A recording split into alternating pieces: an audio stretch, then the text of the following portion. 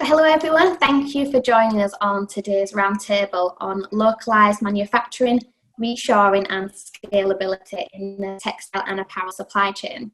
These are topics that have become ever more prevalent this year with the current coronavirus pandemic. I'm Madeline Thomas, Editor of Industry Digitalisation here at the World Textile Information Network, the host of Innovate Textile and Apparel Virtual Trade Show. I'm also the editor of a number of our journals, Digital Textile, International Dyer and Finisher, and importantly for this roundtable discussion, Textile 4.0 journal. So I'll be your host for this roundtable, and I'd like to introduce you to our participants who are, they're all from a range of really interesting backgrounds. So firstly, we have Dieter Stellmacht from the German Institute of Textile and Fibre Research, Denkendorf.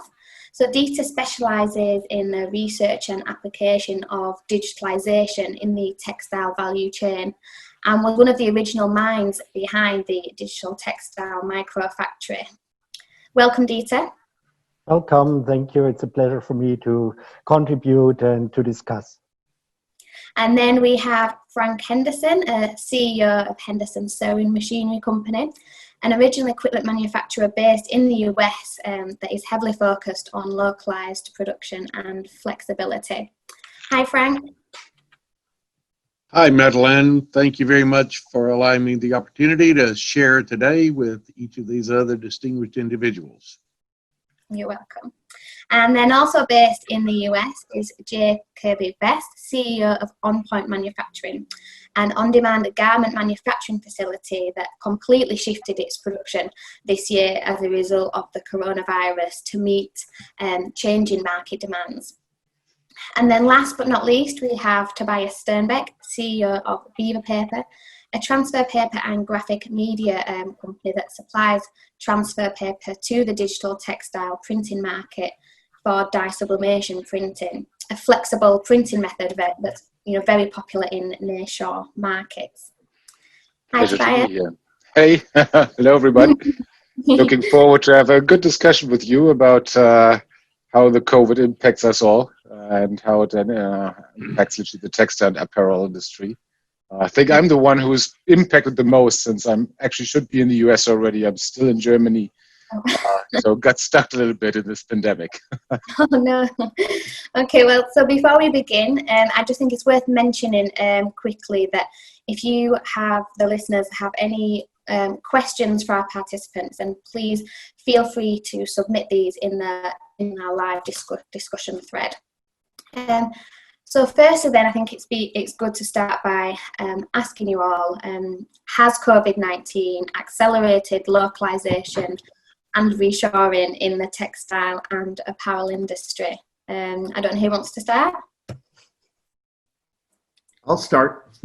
Yeah, I think it has. It's it's hard to absolutely pin it on COVID-19 has done anything, but it's certainly super exposed all the issues that the industry has, and therefore you could say it's caused everything. But I believe that it's made so many of the big brands really look at their supply chain and look at how they're doing things. And I have a certain bias. I am so against the siloed accounting approach that some of these firms take, where they're looking at just individual costs and not looking at the impact overall.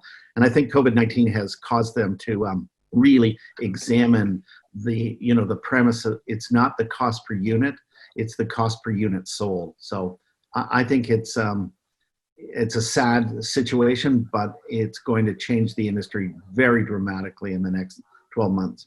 Mm-hmm. Frank, you're also based in the US. Have you found that COVID-19 has spurred localization? Yes. First of all, I think that each of us recognize that our world has significantly changed. Who could have foreseen that this pandemic would have caused a disruption across the whole world that we've all seen? And so, yes, it has impacted our lives and the lives of almost every other individual, whatever country we're in. I think, as Kirby just said, the pandemic has probably spurred us to look at what really is the true value? Is what we've been doing sustainable? Is it real? Are we just all stuck in a quagmire of legacy systems? And I think it's in many instances, yes, we have been stuck in that. And so I hope that this will enable each of us to look at more acceleration from local. I believe that the pandemic has. We saw many manufacturers of textile products here in the U.S. quickly pivot. I was very proud of our industry because we saw a collaboration up and down the vertical supply chain to actually see some of the changes take place in a matter of days. Kirby just said to us, so in a matter of 2 or 3 days, he quickly pivoted to making high-end dresses to making PPE products in very short.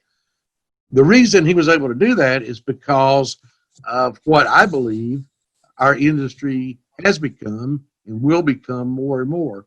And that's really the transformation of a completely digital supply chain. So each of us have seen this. Some brands and retailers and others within our industry, manufacturers, have been very slow to adopt this. It starts with Dietrich and them in fiber, goes to fabrics, goes to mills which produce those fabrics, up and down the supply chain. But brands and retailers in many instances have bought massive volumes and quantities of product and brought in across the world to only sell through a portion of that, and to have 20 or 30% of that was thrown away in landfills. So that's not sustainable. And as Kirby also alluded to, what is the real true cost? What is the carbon footprint of that? What is the sustainability of that? The whole idea of us supplying to customers the products that they want, okay, and that they might be involved in the design development from a digital standpoint of the product they want, which feeds down to a digital yarn. And there's some of that technology exists even today, to digitizing fabric, to sending that digital supply of yarn and fabric to machinery that can produce the products that we need quickly, not months or years. Part of that starts in the design process, I believe, which has been slow and arduous for many years, taking months and sometimes years to do. Now a product can be done in minutes, and days delivery to the end user, to the customer, which is personalized and customized. That breeds local for local manufacturing. Mm-hmm. And Tobias, on the transfer paper side, have you seen an increase in orders from more local nearshore, reshore markets?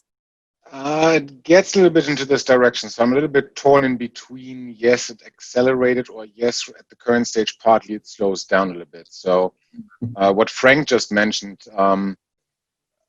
most of the major brands, they are thinking about sustainability. And the sustainability part, the CO, the footprint which we have to the environment in our industry, this is a major topic for everybody right now. And everybody was concentrating on that. And of course, reshoring is one part of that, as we can save on transportation costs. What I feel right now is the people want to get reshoring, and in some countries it's already happening. But for the major brands, for the big players in this world who are now producing somewhere in Asia, Bangladesh, India, the whole process stopped a little bit right now since they're fighting for survival. So that's why I'm a little bit torn in between to say, yes, it's accelerating, or due to COVID, actually it stopped a little bit as they're fighting a different battle. Yeah.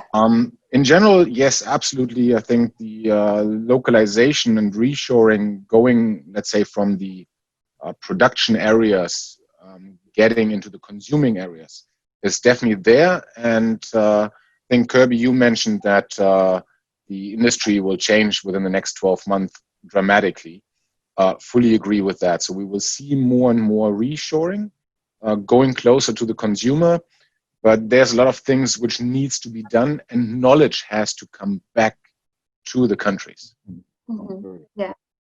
And Dieter, how has digitalisation impacted reshoring and localisation from a research and development point of view? I would like to come back a little bit to the statements from my colleagues here, and which I can confirm basically.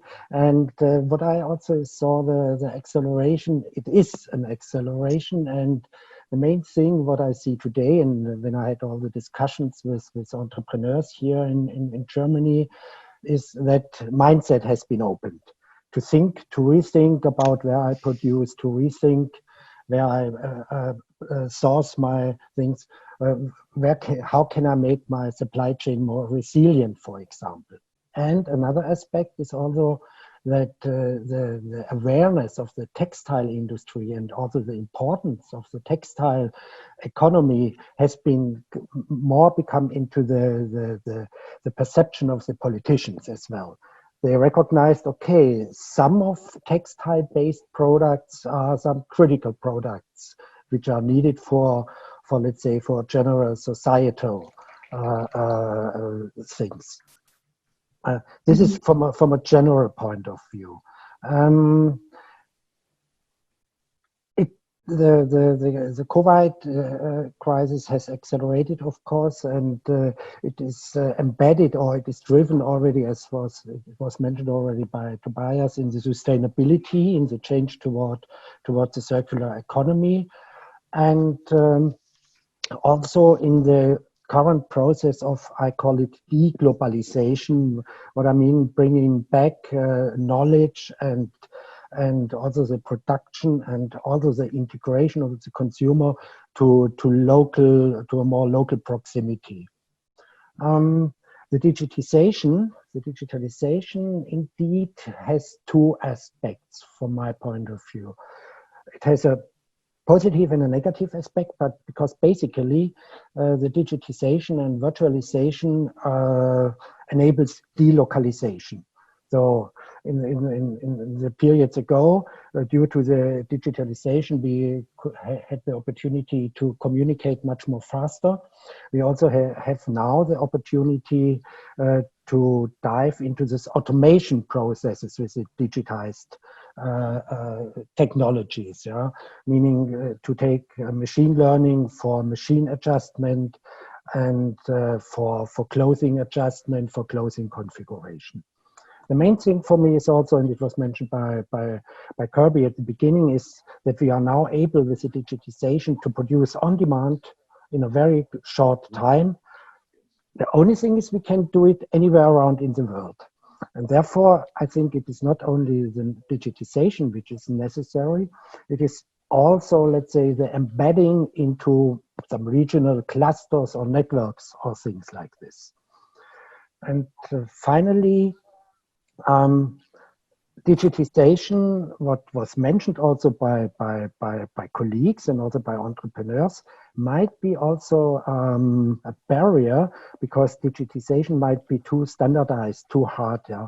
If we need a high flexibility, as what we have seen in the beginning of the COVID crisis, many of the people came back to phone and to fax in order to make very quick some agreements and things like this. So do you think that business models need to adapt and change as well then to run in line with new digitalized technologies for reshoring? Yes, the business model, and they are existing already to some extent, and the colleagues here from US, they are operating all this, they are applying these businesses. Yeah? And from a research point of view, we are working on these aspects from two elements, let's say. First is how can a production network, a localized production network, a scenario could look like? What are the ingredients from a network perspective, from a technology perspective, from a workforce perspective, from a cultural perspective, and so on. And so we can provide, let's say, some guidelines how to adjust, let's say, the business when coming back into local production. This is one aspect, and we also work with scenario technologies, with simulation technologies, where we can more or less in a quantitative way check what are the costs, and in this case also what are the environmental costs in terms of CO2 footprint when I produce here and there, and when I produce small quantities or bigger quantities. And these are, let's say, the elements from a research point of view, what we can bring into the industry and what is also requested by industry. Mm-hmm. Okay. And Kirby, I guess you're a good example of how, you know, a business has had to completely change during the pandemic. How did digitalisation help this? And how was being, you know, a reshoring market, I guess, helpful for this as well? Yeah, you know, we've always been working with a digital workflow, so it wasn't new to us for this, and we've seen it in other industries, particularly the book industry, but it allowed us to reconfigure our plant really in hours. It took us 3 days, but that was more because of a mindset that we had to change. But if we had to do this again, and we were fully into women's fashions and we had to go to PPE, I probably could do it in an hour now, change the whole factory over, maybe even less than an hour. So it was not the digital workflow that was the issue. It was the human factor, myself. I dragged my feet on it for a while. So it was my issue, not a software issue. Yeah. And what you're saying, I'm sorry, what you're really saying, Kirby, is the technology that you have will support the rapid response. So efficient business processes, new manufacturing models, so a new way to look at old things. So this new way or new perspective or new outlook can enable us to change in hours. Yeah. So the old things, old legacy systems and that kind of things, less integration of the completely vertical integrated supply chain is what we really talk about. And what that talks about actually is digitizing this whole scenario of what our industry is.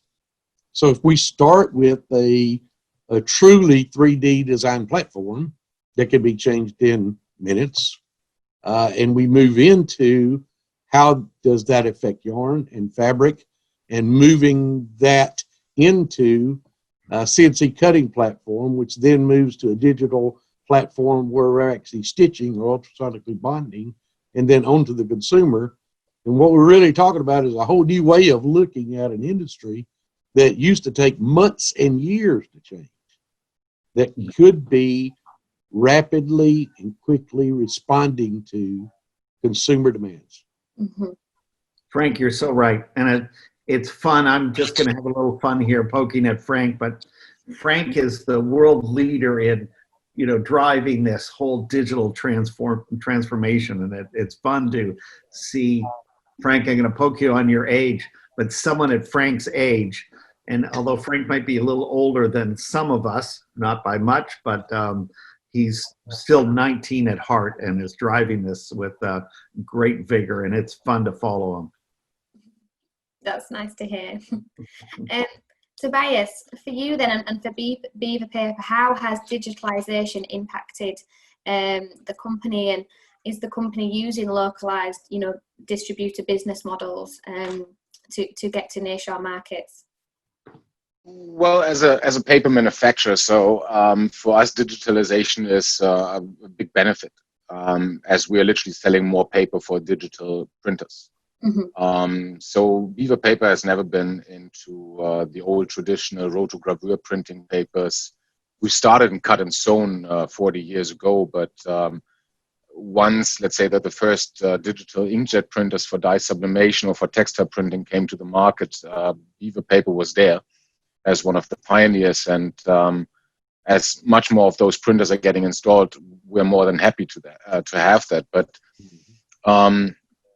to see a little bit from a different perspective, so I like the point that everybody is here on the roundtable says, okay, yeah, digitalization is great, and it helps us a lot in the future, and it will completely change the business model itself, as we will be not like, okay, today I do samples actually for the collection in 2025.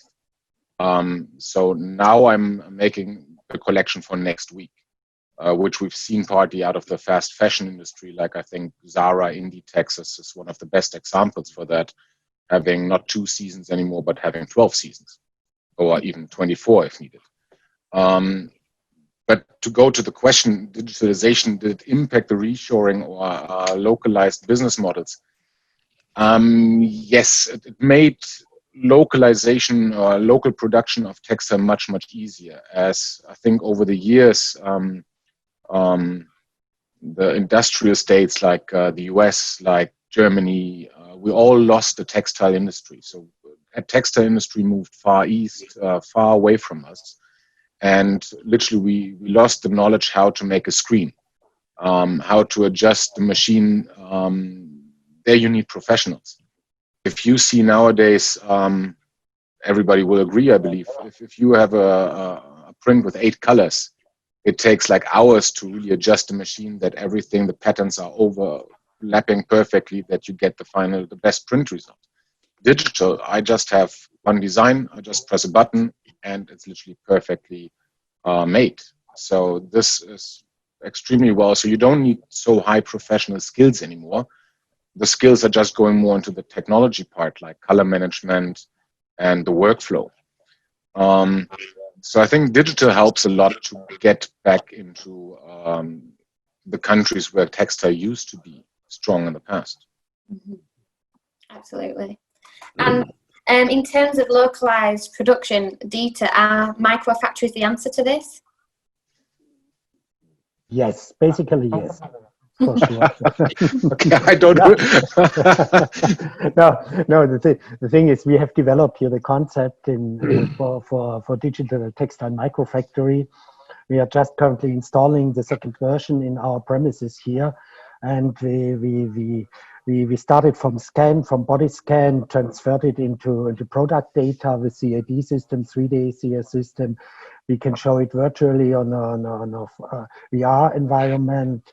Then we translate it into the printing, the digital printing instructions, print on demand, also using transfer printing as well. Then we go to automatic cutting, single dry cutting, and then to sewing and finishing. So we have all, let's say, the integration here on board, and the first focus was on information integration, the seamless information flow from the body scan to the final product, and producing the textiles, the fabrics, the printed fabrics on demand, and also the cutting on demand. This is one aspect, and although the automation of the material flow is ongoing, I think we all know that still the handling of limp material is not very easy. It is an ongoing process. But there are a number of, let's say, inventions and innovations which improve the material handling. So from this point of view, yes, the concept of this type of microfactory is for sure the best answer to it. We are able to make on-demand production. We are able to make the individualized production. This is what you just also told you. We are also flexible for new technologies, for integration of new technologies. Of course, we are flexible, what you said, for changing, let's say, from the fashion to PPE. This is one aspect. But if I think, for example, about recycling aspects, recycling technologies, which should be integrated, we have also technologies here available. 3D printing might be an aspect. And so there are a number of aspects where the concept of the microfactory can very help. We have to think about where to and how to apply it. Yeah? the seamless information flow and this maybe the automated material flow, is it just like a lab which we use for sample production, or is it just like a regular factory which can be scaled up or up to bigger quantities, or maybe we can even apply it as a factory in a shop. Yeah? So there are a number of application aspects where we have to think about it. This is what we discuss and what we offer here, let's say in Europe, for the European textile and clothing industry. And with that, you know, the microfactories, it sounds like there's a lot of different technologies involved for all the different stages. Is that going to present a cost barrier to manufacturers, do you think? You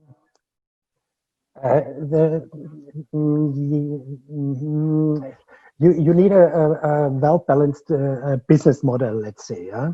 And initially, there was a statement, I think it was from Frank, who said we do not have to consider the item costs directly, but we have to consider the overall costs. And this is what I also recommend and what we, let's say, offer to say, okay, please do not focus precisely or only to the individual machinery costs, but please take all costs into consideration, also the indirect costs, the costs for sourcing and for lower qualities, for example, and things like this.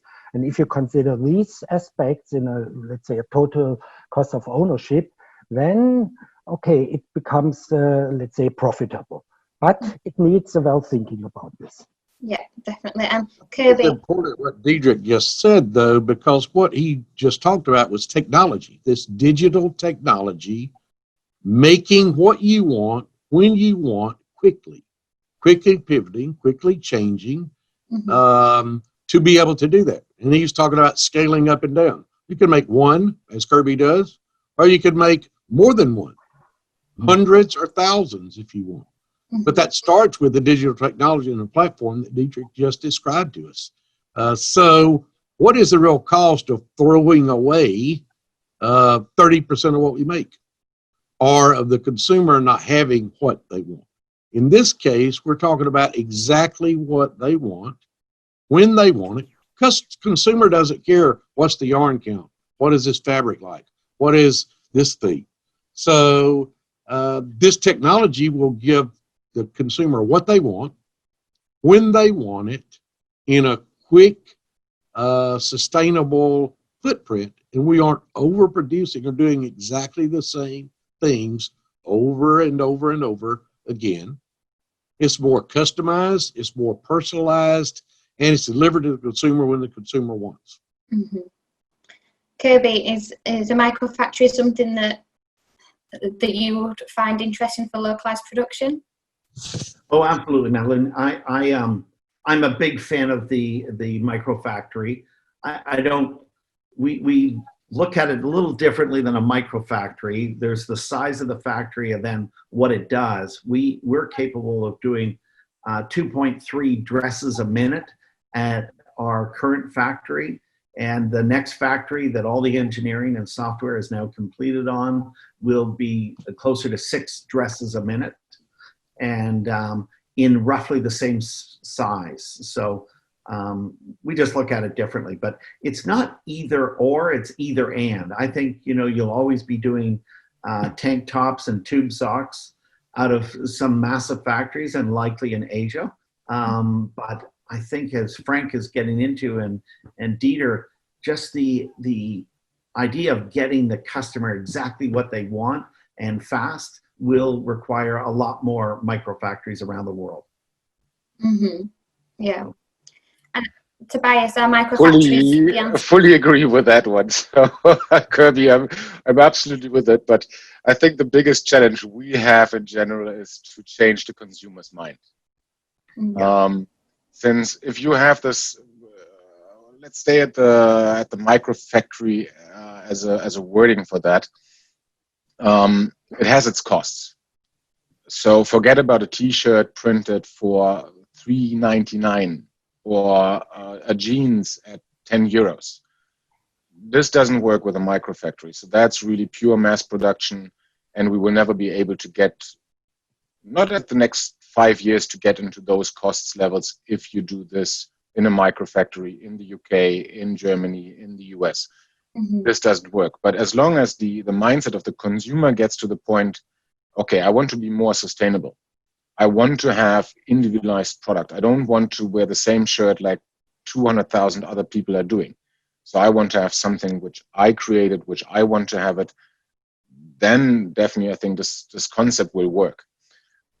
What I like to, as the question, so are microfactories the right answer for that? Yes and no.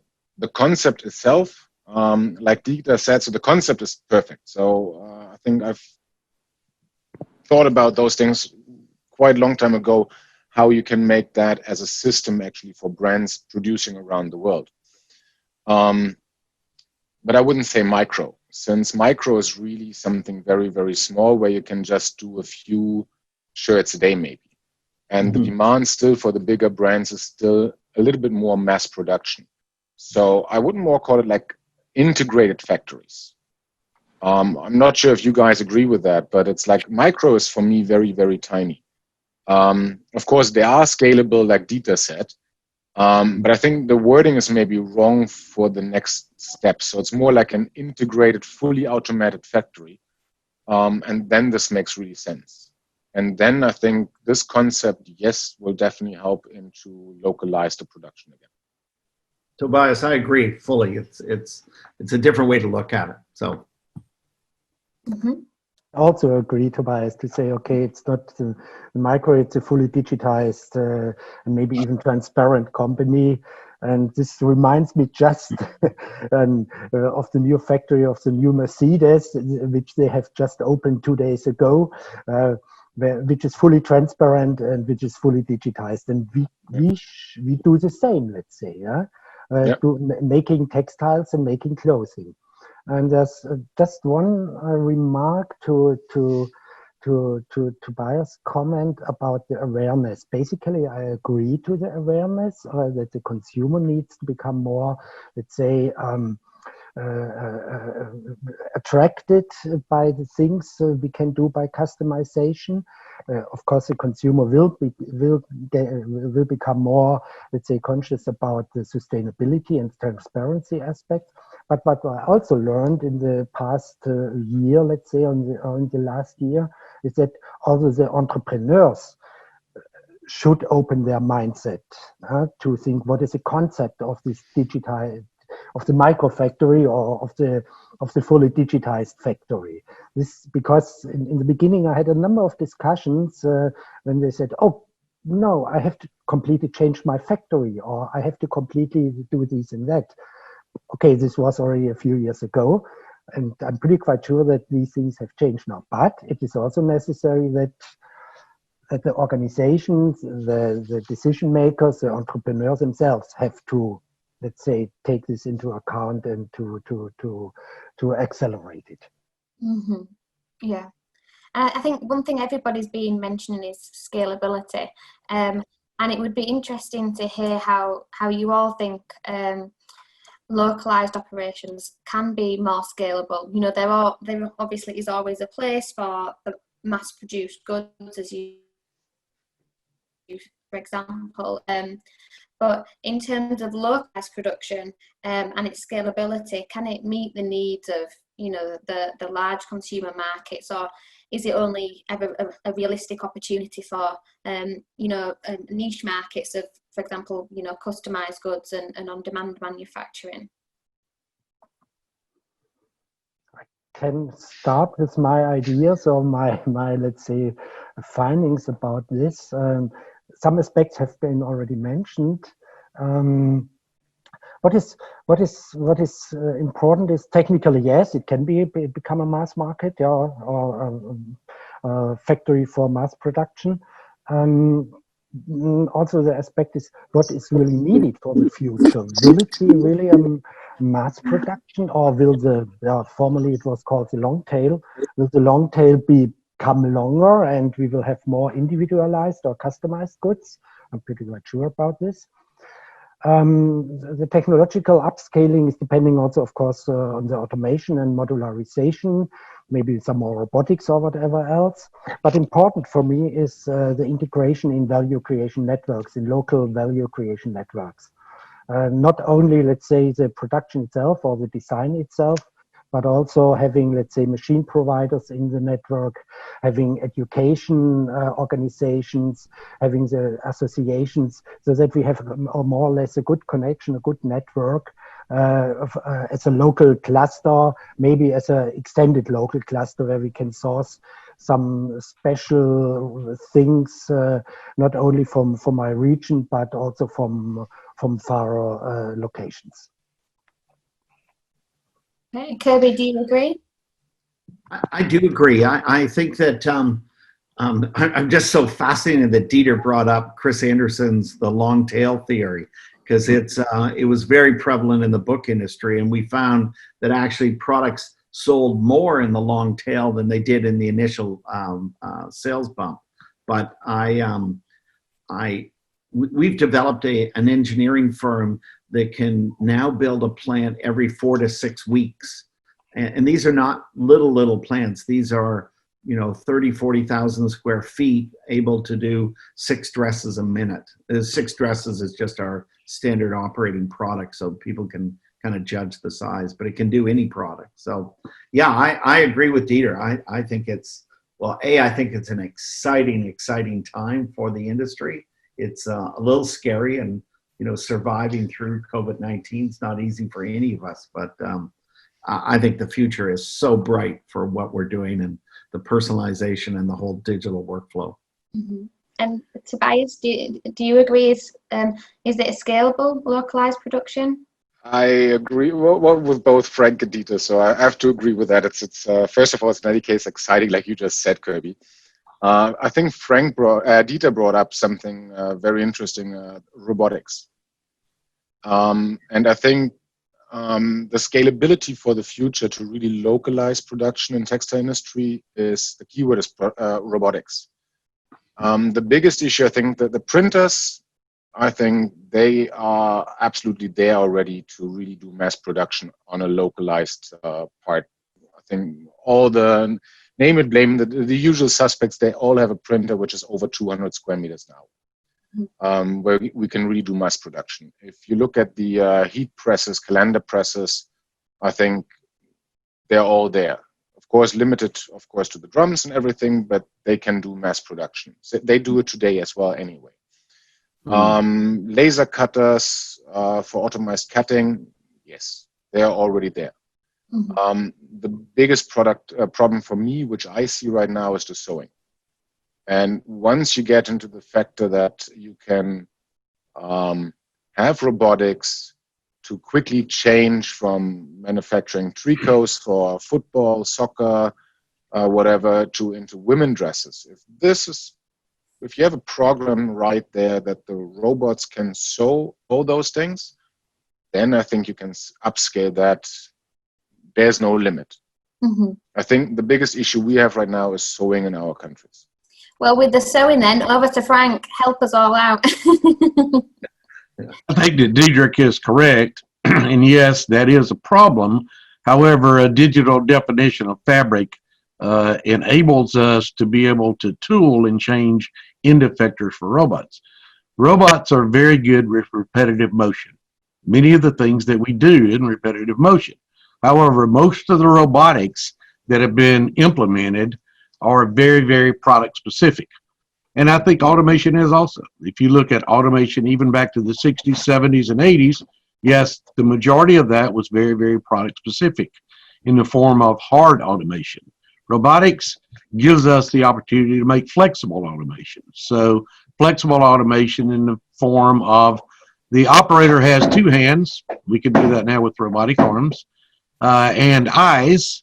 And this eye-hand coordination can be done with a camera system and with dual arm robotics. The thing that we're handling here is flexible goods stuff. And each one handles different. Dietrich is shaking his head. I know he does. Yeah. Because if we're handling woven goods, it's one way of handling. If we're handling knit goods or technical textiles, each one of those are different. It's not like picking up cardboard or picking up plywood or picking up hard surfaces that don't change. But what a digital fabric definition will give us is the ability to know what that fabric is, what is the makeup, what is the finish, what is the feel, what is the hand, the drape. These kinds of things will give us tools to be able to implement true digital sewing equipment. Each has expressed when you get to sewing, it's the biggest problem. So the front end of that supply chain through cutting has been for some period of time. When you get to sewing, then that digital chain stopped. Today we have the ability to do something with that digital change that comes out of a CNC cutting machine as a DXF file. Prior to only a few years ago, we could do anything with a DXF file. Today we can. So we can change and manipulate things. So yes, automation and robotics will play a key to what our industry will do in the future more and more. So each of these things will play a part in what we all do. But yes, I believe that automation, robotics integration into sewing is the next big stumbling block. We address that every day, and we'll continue to. So just because we're running out of time, in a nutshell, Frank, what does the future of textile and garment manufacturing look like for you? I believe that we'll see more local manufacturing in individual hubs. I think that we'll see a completely 3D design development platform that the consumer can drive. I think we'll see mass personalization, customization of products down so the individual consumer actually orders the product they want. We produce the product they want, and we deliver it to the consumer with their own brand, with their own personalized. And the way we do that is in, as Dietrich calls it, the microfactory, and it can be scalable. That platform is what I'm really talking about. So it all starts with the complete transformation of our industry so that everything is integrated in a completely digital vertical supply chain. Okay, and Kirby, what does the future look like for you for manufacturing? Oh, well, I would echo every word that Frank just said. I don't see the individual robotic sewers happening as fast as I'd like, but I see parts of it happening very quickly, and that's fine because I think we'll iterate until we get it right. But I agree with Frank totally that small factories around the world tied together, and we are going to have a big announcement September 15th that will connect and launch into the industry thousands, tens of thousands of new designers and give them the tools that they've been trained on. So I think that's going to revolutionize that, which will drive the microfactories, which will drive further development of what Frank's doing.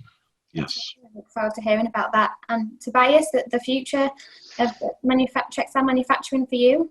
I can just repeat what Frank and Kirby literally said. So it will definitely go into this direction. I think we're going to see a lot of big companies today most likely split and go into satellites.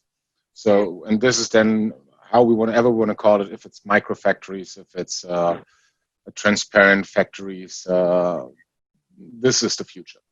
So for me personally, I think we have no way around it.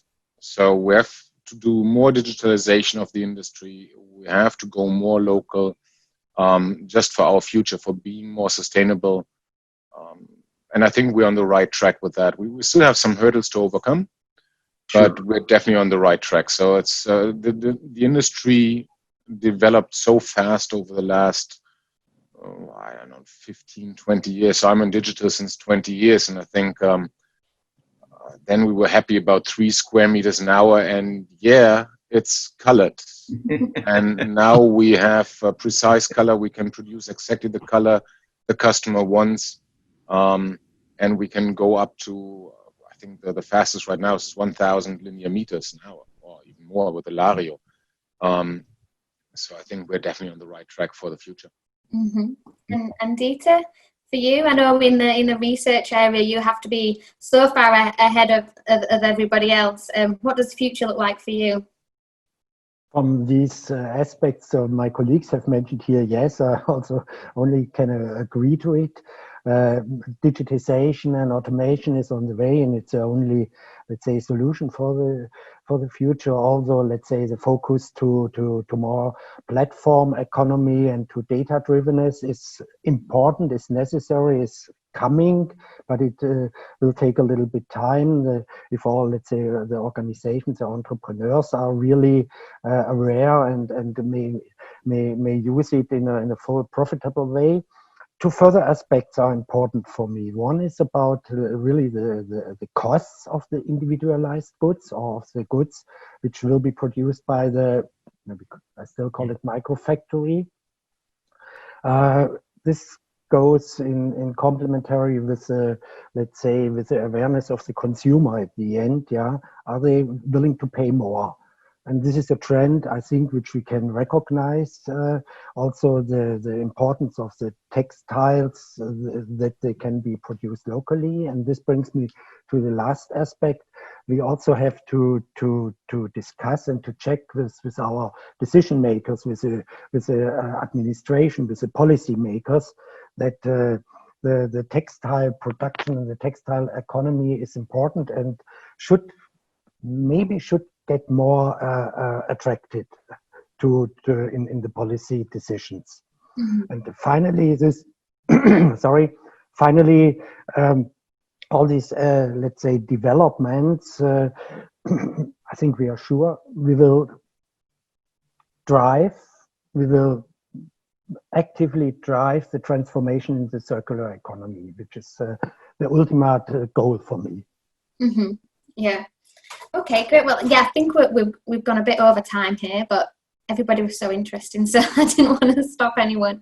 But I just want to say thank you to you all the participants, for your time and for your insights today. So Dieter, Frank, Kirby, Tobias, thank you all so much. And thank you also to our visitors for your participation and for listening. I hope that you found this discussion insightful, thought-provoking when it comes to exploring localised production, reshoring and its future in the textile and apparel industry. So thank you, everybody. Thank you. Thank you. Thank you for having us. Yeah. Yeah, so that's the recording done. Thank you so much, everybody. I hope that you found it interesting as well.